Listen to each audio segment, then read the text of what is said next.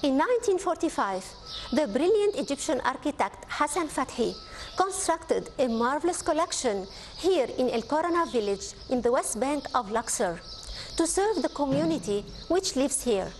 But by time, this collection needed major restoration and rehabilitation projects. Today we have with us the site manager of Hassan Fathi's village, Mr. Lotfi Hassan, who is going to shed some light upon the restoration projects. Thank you for being with us, Mr. Lotfi. You are welcome, and thank you, and thank Nile TV International to be present in this historical event.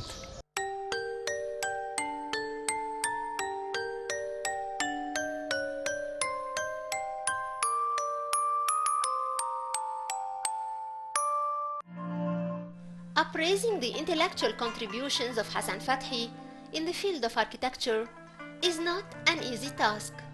Perhaps his most significant legacy will be the humanism that he championed and the boost he gave to the self-image of architecture in the Third World generally, the Muslim world specifically, and in Egypt in particular.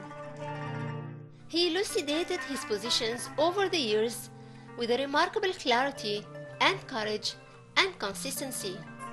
Another element of the paradigm that Fathi erected step by step was the participatory nature of the design process. He encouraged self-help and promoted user participation in design. In some instances, he allowed the peasants to express their wishes for the layouts of their homes.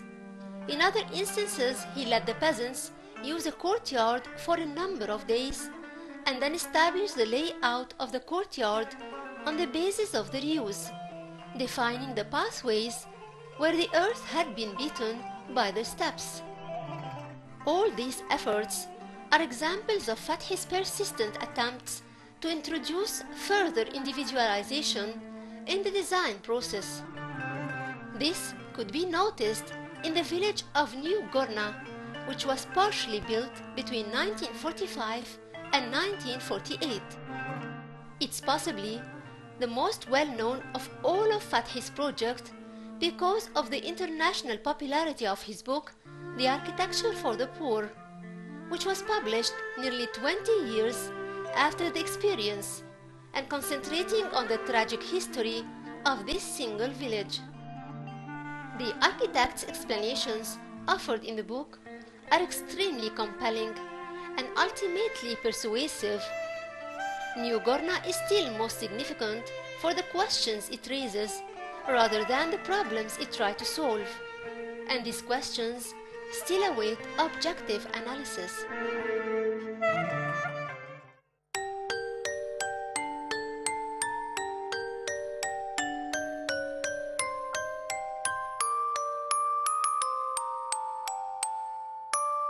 The mosque stands unique amongst the constructions. Why is that? The mosque is a very important element in the communities, in Islamic communities. I mean, to the people to practice their religion. So it's very important. That's architecture elements very important in this compound, in this village. And Hassan Fathi, he is really, I mean, as we said before, he influenced by, he learned a lot about the Nubian architecture and the Islamic architecture. And we said about the pharaonic architecture, but they have used the building material of this architecture of ancient Egypt. And here in the mosque, they use a lot of arches and domes and the main dome, and also very interesting thing that he matched the Islamic style, that you have to find 4 iwans, 4 places which were like schools of the religion to teach the people different style, different method, different practice of the religion. So we can find the one of the mihrab, where the prayer, the leader of the prayer, and on the front, and also there is the main dome, and the many arches. It's really it's unique in that way. I mean, he gathered everything inside the Islamic, using a lot of arches, a lot of windows in, inclination for the light to come inside. So he depends on his architecture in the mosque about the nature lights. So you can find a hole in everywhere, a lot of windows, very slide, and clean. So he studied really well the light of the village when it comes through the mosque. The restoration we have done in the mosque, it was concentrated about the separation parts. There were some in the main dome and some walls. So it was really not easy to deal, but it goes in the conception of restoration. So we didn't need to remove some section or to do it again, except some intervention. All the intervention they have done through the people lives here. They make like rooms for this area. So we remove everything doesn't belong to the construction of the mosque. We get it back as Hassan Fathi designed, planned for that. And we remove all the floor. It was really up down because of the table water, from the sewage, for infiltration of the water through the houses to the foundation of the stone of the walls.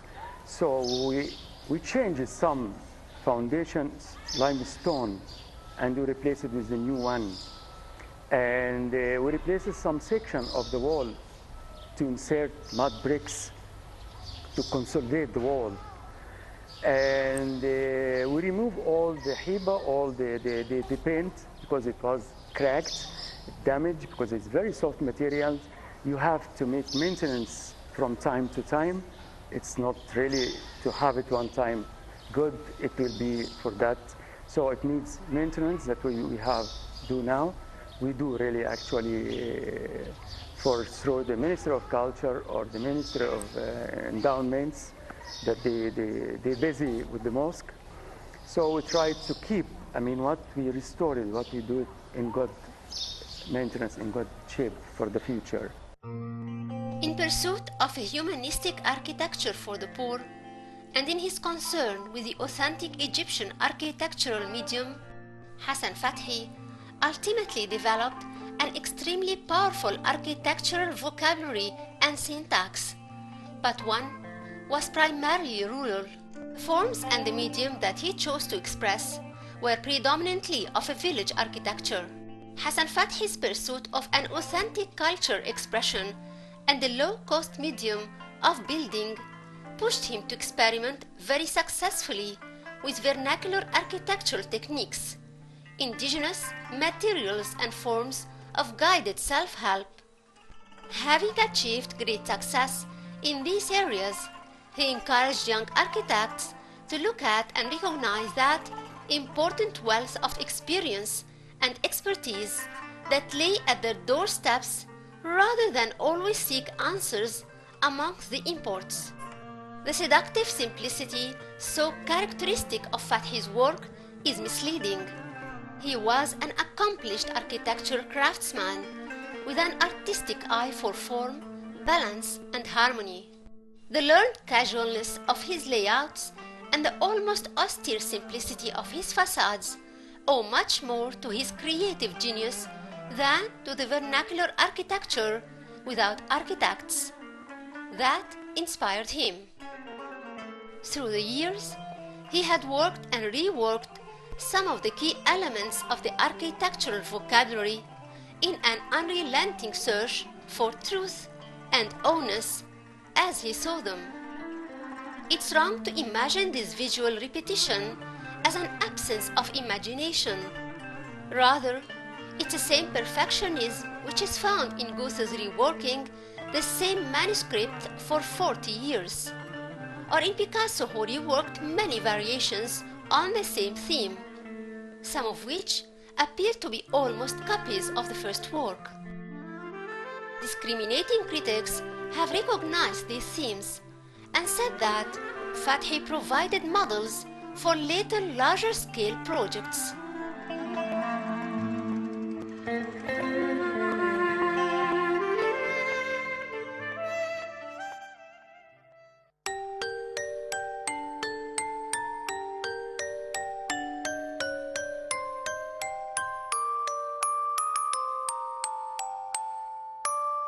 The theater was also restored. What was the purpose of Hassan Fathi when he built it amongst his constructions here? Hassan Fathi, he was care to have this element, architecture, element, culture. I mean, in his village. So to have a culture in the village, it's very important for the communities.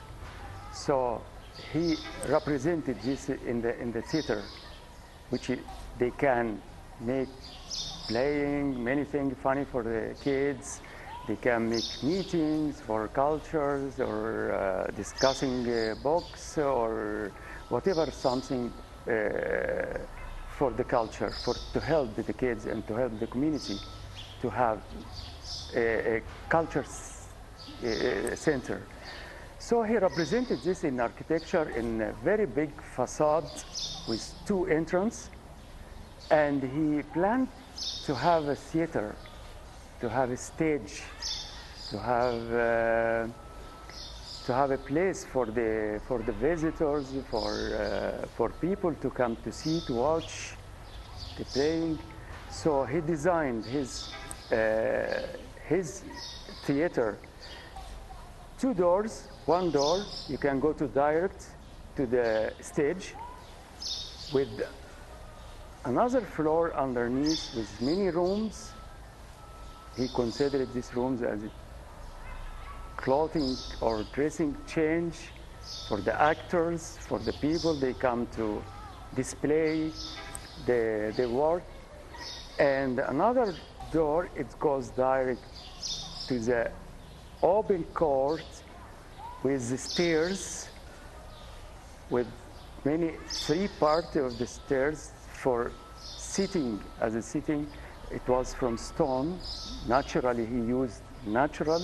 He didn't use wooden seats for the visitors, but he using as a structure for the wood, for the stone, and he covered some of around for the visitors with wood. So the stage, it was very nice. It was very accurate done for the architects. I mean, it's something, it needs maybe more than one close to the theater more than architect. But he was really artistic for that. He built some partitions. It could help for many and many different theater playing. So it helps, like some balcony, but it's not balcony. You can get from behind, through stairs to go to stop in the balcony and to watch and to recite the culture, playing whatever it is. So it was very nice, but the problem of the structure, it's as we said in the village of Hassan Fathi, it's lower than the level of the street. It's lower and then the level of the street.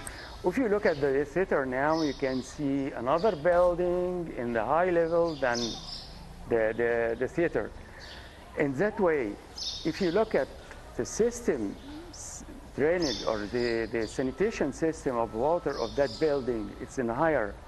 It's not in good system, so all the water comes through this building in high level to the low level, the theater. The theater is suffering with humidity, with the decay of foundation stone, its structure, cracks, you can see in everywhere in the stage. The 2 facades of the theater, there is one facade, it's the main facade. It's very long, it's about 4 meters high, or in 95 meters, wide. So there is another facade beside. It holds the stages inside. We had a problem of these two facades. It happened inclination in some parts due to the dewatering water underneath the table water. It's up, down. It's damaged the stone, damaged the clay. So, the clay, when it goes the water, it becomes, swelling, and then if it dries, it shrinks. So, this movement could be dangerous for the wall and create cracks and many things during the time. Maybe create also inclination, because maybe you can find more water, more effect of water in one side and less in the other side. So that's why it happened, inclination in the wall. So we decided by the committee, by studying from the beginning, for the consultancy of the UNESCO, of the Ministry of Culture, and we decided to remove these two facades. The removing it was very tricky, because we defined which part are inclined more than the other, and what part of the foundation is damaged than the other. So we can define which area, which side we can demolish, and you can rebuild it again. And actually it happened. We removed many sections of the main wall and the other main section of the second and the stage, and we restored it as Hassan Fathy, he has done it one time. And there is many things we added.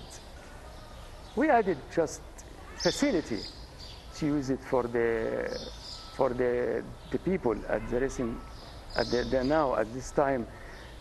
More electricity, wire, more lighting, just to help the people to use this function instead of to extend wires on the earth or something like that. And also we added some buttress. Buttress, it's a structure that Hassan Fathy has used it in everywhere in his village. This buttress, it's come from the 2/3 of the higher of the wall, and to do in this part, which is it's tricky. Maybe when it's happened something like moving earth underneath for our reason, so it's holded and it's not damaging, not making damage in that area. So it's like a support that we have done, but with no addition in the theater and no anything. We reuse it as was 1/4. So we didn't add anything more than this. The idea of the new Gorna village was launched by the Egyptian Department of Antiquities as a potentially cost-effective solution to the problem of relocating an entire community of excavators that has established itself over the royal necropolis in Luxor. The village of New Gorna also seemed to offer Fathy a perfect opportunity to finally test the ideas unveiled at Mansouriya on a large scale and to see if they really could offer a viable solution to the rural housing problem in Egypt. The village was meant to be a prototype, but rather than subscribing to the current idea of using a limited number of unit types, Hassan Fathy took the unprecedented approach of seeking to satisfy the individual needs of each family in the design. The architecture of the house emerges from the dream. This is why in villages built by their inhabitants, we will find no two houses identical. This variety grew naturally as men designed and built their many thousands of dwellings through history. The design of New Gorna village comprised houses, markets, a great mosque overlooking the main street of the village with easy accessibility to it. There is also a culture center with offices and stage for plays. Each design is unique and reflects the necessity of life of its inhabitants or users. Inspired spite of its being the most well-known of all of Fathi's projects, the village of the New Gorna was deserted except for few families.